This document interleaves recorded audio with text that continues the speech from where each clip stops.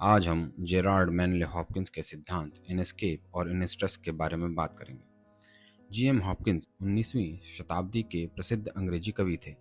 उन्होंने कविता और सौंदर्य में दो महत्वपूर्ण अवधारणाएं दी, इनएस्केप और इनस्ट्रेस। ये दोनों अवधारणाएं यह समझाने में मदद करती हैं कि हर वस्तु की अपनी अलग पहचान होती है और हम उसे कैसे अनुभव करते हैं।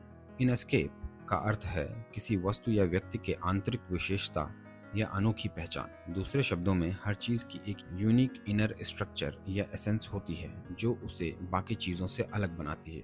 उदाहरण, एक पेड़ का आकार, रंग, बनावट और उसकी संरचना, एक पहाड़ की आकृति और भव्यता, एक मानव व्यक्तित्व की विशिष्टता, ये सभी मिलकर उस वस्तु का इनएस्केप बनाते हैं। हॉपकिंस के अनुसार प्रकृति की हर वस्तु में ईश्वर की रचना और विशिष्टता दिखाई देती है। इनस्ट्रेस वह मानसिकता या भावनात्मक शक्ति है जिसके माध्यम से हम किसी वस्तु के इनएस्केप को महसूस और समझ सकते हैं।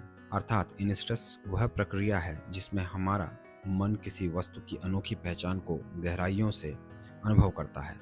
मान लीजिए आप सूर्यास्त देख रहे हैं। सूर्यास्त की सुंदरता और रंगों की संरचना इनएस्केप है।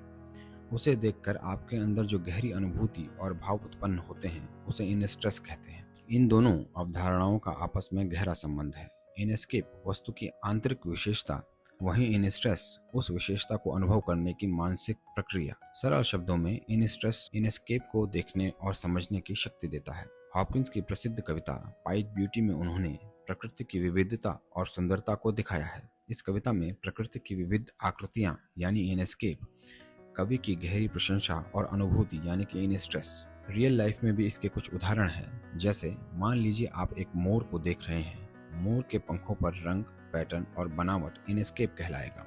वहीं दूसरी ओर उसे देखकर जो आश्चर्य और सुंदरता की भावना उत्पन्न होती है उसे हम इनस्ट्रेस कहेंगे।